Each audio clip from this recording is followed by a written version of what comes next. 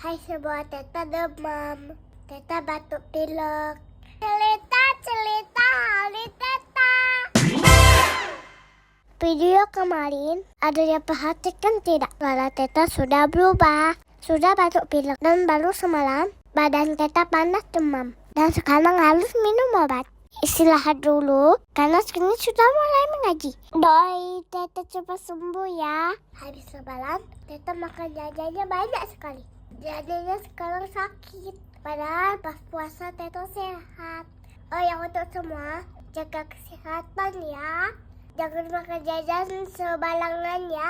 Kalau tidak seperti Teta, Om Tante Olen batuk pilek, demam juga. Tidak enak sekali.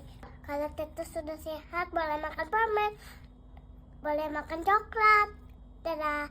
Assalamualaikum warahmatullahi wabarakatuh.